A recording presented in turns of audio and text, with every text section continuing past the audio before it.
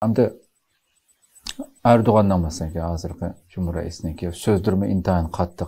Ya bu güçler qoralını taşlab özünü tamamen yok kılıdı özünü özü ya bulmasa qoralları bilen kümüp taşlayımız degan şekilde yani en güçlük sözlerini kılıvatudu. Mayli Tashqi ishlar ministri Hakan Fidan bolsa. Aldığımız iki kunlarda mesela Trump'ның sözünü yolga chiqsaqmi, bundan keyinki Suriyaninki bu g'albaninki keyinda Erdoğan var, Türkiye var. Suriyaning ochqishi Erdo'g'anning qo'lida degan bu so'zlar, Erdo'g'anning ko'mib tashlaymiz qorallar bilan degan nuqtadan qaragan vaqtingizda oldimizgi kunlarda qanday bir vaziyatni boshdan kechirishi mumkin? Hem de bu biraz mürekkep bir mesele. Çünkü meyli Suriye'deki Kürt koşullar olsun, meyli Irak'taki, Şimali Irak'taki bu Kürt koşullar, bu hem her ikisi bu Türkiye'ye karşı hem her ikisi birbirisiyle hemkarlık kılıp gelgen. Yani bu koşun eğer de kuralını taşılgan takdirde bula bizimki kolumuzda güç kalmaydı dep belki taşınmazlıkka tırışıdı dep oylayman. Çünkü bundan neçe yıl evvel mi şu noktaya kelgen yani kurallarını taşlaydıgan ve bu koşunla yani Kürt koşunla siyaset partiye kirip siyaset kıldıgan bulup yani cemcemiz siyasetçi buldugan bulup ama ahir kelgen çağda bular kuralını taşlaşıkka pek yakın kelmedi. Şununla bomay kaldı. Sebep mi? Eğer de biz şuna kurallı koşun eğer de mevcudiyetimizin kokda kalgan bolsa azrak bolsa bir namımız bolgan bolsa azrak bolsa mı Türkiye'ne tehdit kılalıgan bolsa şu kuraldan buluvadıdır. Yani bunun sebebi aşağı kural. Şununla kuralını taşlaştığın ki niyeti yok. Eğer de şundalı bopası yani niyeti bulmayıp kuralını taşınırsa bu vaxtıda Türkiye bu koşullarla boğan uruş canlar yani devam kılırdı da oylanır. Gerçi bu çok devletler mesela Amerika bazı Avrupa devletler bunları kollamagan takdirde yani siyasi cepten, iktisat cepten ve bu harbi mülazemeler var ve bu oklar doğru geldik. Bunların kollap vermişse bulamı bu kurallık küşme uzun turamaydı. Şununla bu mesele yalnızla Şimalı Irak, Şimalı Suriye emez.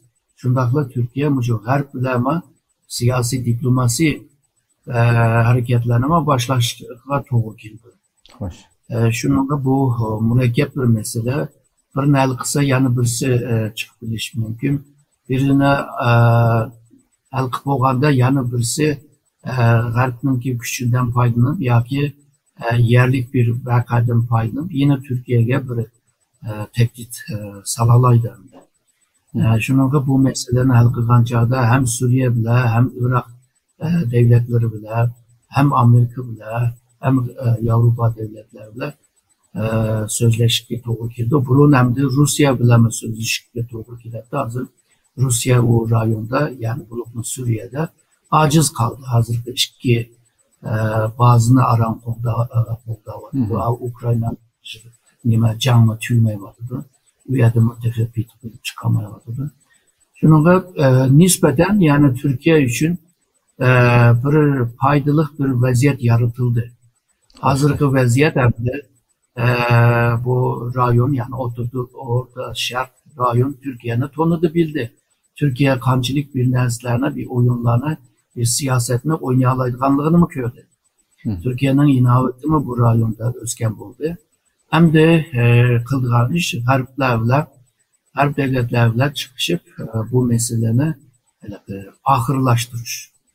Hazırki muhit fırsat her cihetten uygun hem de şu başka devletlerine kandak hayıl kılış bir diplomasi, bir siyasi senet meselesi bu kaldı. Doktoram da müşahede Rusya'nın meselesini hazır tüylüğüp öttüğünüz acizlaşkanlık dep. Hem de yıllardan bu yan Esed hakimiyetini kollap kilovatkan İran var, Rusya var, Xitay var. Hatta Xitay şu 8. sentabr Şam azat oldu. 8 dekabr. 5 dekabr Xitoy şu Asad hakimiyetining yendi ekanligini bildirgan Xi Jinping bo'lsa. 3 kundan keyin birdamda yiqilib tushgan bo'ldi, qochib Moskvaga. Hamda mushunchalar yillardan buyon oqisi turib kelayotgan bu davlatlar faqatlam ojizlashib qolganligi uchun Asaddan voz kechdimi va yoki boshqa hatta Xitoydan tortib o'g'il jumlaqda o'zgan ekan bu nimasiz Xitoylar mala hakimiyetga hozirgi qo'zg'olonchilar chiqqandan keyin biz xalq tarafida bu deb bayonotni berib ish o'ltirdi yana burunqidek hech bir ish bo'lmagandek yillardan buyon xuddi Asaddan keyinda bo'lmagandek bu kuchlar Asaddan nima uchun voz kechdi sizga? Hamda Rusiyanınkine bayağı dedim o qiyinchilikdan yani 3 yıl jang qilgandan keyin hamda iqtisodiyotdan jamiyatning qolgan kuchlardan ojizlashib qolgan gap. Hem de bu Ukrayna'nın arkasında hem NATO var, hem Avrupa Birliği var, hem Amerika var. Aslında Rusya yalnızla Ukrayna bile uğraşmıyordu. Yani Ukrayna'nın kollavatkan güçlerle mi uğraşıyordu? Şununla görünüşte yani hazırlıcadaki tutamaganda görünüsü var ama iğirleşiyordu işler. Yani başka yerlerge, başka meselelerge köngül bölelerden bir halde emes Rusya. Gerçi Rusya dünyanın ikinci harbiy gücü bolsa, Ukrayna 22. bolsa ama bayağı men degandek başka devletler bu Ukrayna'nın qo'llayotganlar. Yani Rusya'nı aşu jangga 3 yıl patırıp koydu. Bu patırışның özü bu Suriye meselesiga aralışamaydigan haliga ekip koydu. Hamda Xitoyga kelsak, Xitoy burundan tartibli bu nima bilan Suriye bilan yaqin, Asad oilasi bilan yaqin. Asad ayoli bilan birga Xitoyni ziyoratga borgan. Hatta qiziq bir mesele bir butxona var, o butxon rahibi palg'i ustganda hamda bu adam mundaq bo'ladi, kelgusida anda bo'ladi deydigan manda kelgusi qarta biz nimalarni deyalaydi ekan. Asadga ma yaxshi gaplarni debdiki ama Asad chiqdi. Yani bu Asadni Xitoyningki do'sti deb manda bir so'z bilan Xi Jinping manda bir so'z bilan qarshiladi uni. Demek ki Asad bilan yaqin bo'lganligini bu yerda ko'rsatdi. İkinciden bu Suriye'deki bu qurolli Uyg'urlarga karşı bu Xitoyningki istihbarat, harbiy istihbaratning adamlarimi şu nimada Demeşik'te. Suriye'me ulağıma ruhsat bergen. Yani Uygurlarınki bir yerde İdlib'den yemiş kılmadıdı, kılmaymadıdı deganlarni aniqlash uchun Xitoyga o imkonlarni bergan. Onundan başka Xitoy şunu kutyapti.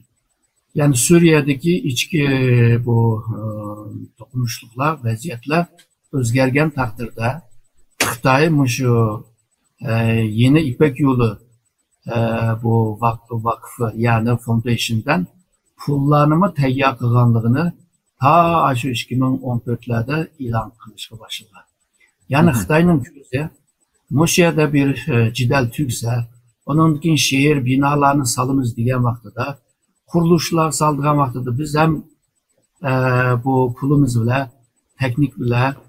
texnika bilan hamda ishchi bilan kelsak, yani nurg'un pul topamiz deydigan qoida bular. Yani Xitoy. Shuningga bu hokimiyatning beshida Xitoy uchun Asad olsun muhim emas. Şu Xitoyga abaqa degan imkonlarni beradigan kishilar bo'lsa, Xitoyga yetadi hamda. İkinciden Xitoy uchun cho'qim diktator bo'lsa, Xitoy uchun texma o'ng bo'ladi. Çünkü diktatör bo'lgan vaqtida g'arblar buni qabul qilolmaydi, inson haqlari demokrasiya deb bir ish cho'q turdi.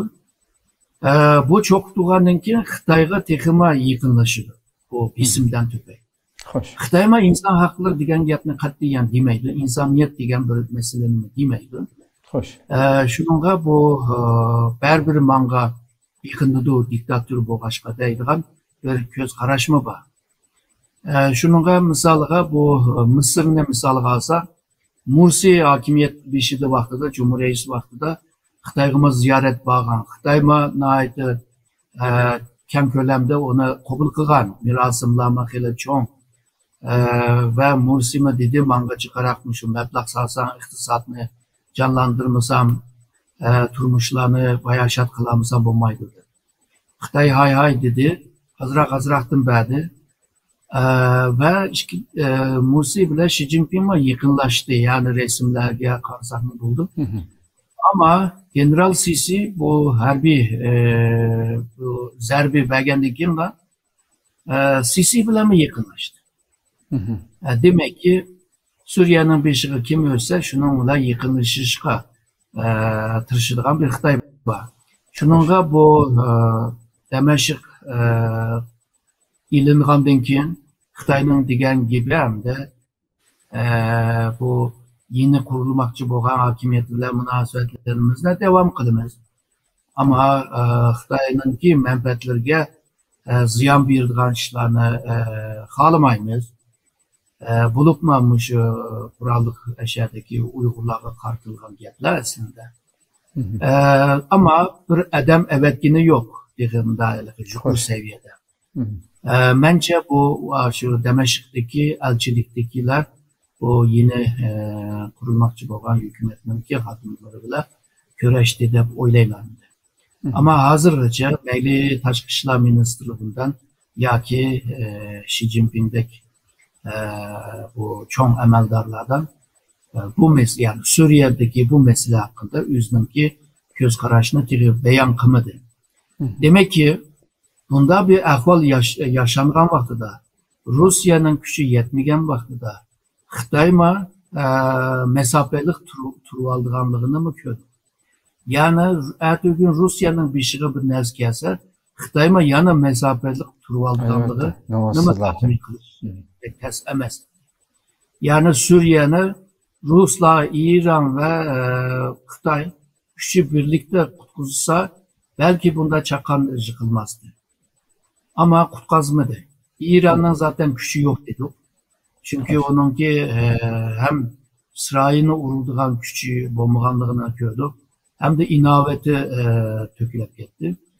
Hem de bu Esad'ınki başta Moskova'ya bir Putin bilen sözleşkende Putin'den bir iniq bir cevap alamadı. Ondan keyin İran'dan talep etishga başladı. İran'ma tashqi ishlar ministrini evitib qo'yib, biz her jihatdan qo'llaymiz dedi ama qarasak hech qo'llagan ahvol yo'q. Rusya mı shunday deb vaqtda qo'llagani yo'q. Xitoy jimli bo'lib oldi. Demek ki Amerika jihatdan deyapman. Rus, İran, Xitoy 3 bulunluk strateji hamkorlik tehi 10'cilik bir xatarlik emasligini ko'rsatdi. Demek ki bu tehi bir birlik kuramıganlığını mı ko'ryapmiz. Yani Esad'ni qutqizamagandan keyin qolgan yerlarni qutqizish undaq oson to'xtamaydi. Yani Xitoyning mi o'zining manfaati bilan zich munosabati bo'lgan ba'zi davlat, ba'zi hokimiyatning beshig'i kun tushgan vaqtida Xitoy bevos qo'l silib qilmaydiganligini bizga ko'rsatgan bo'ldi. Xo'sh. To'g'ri.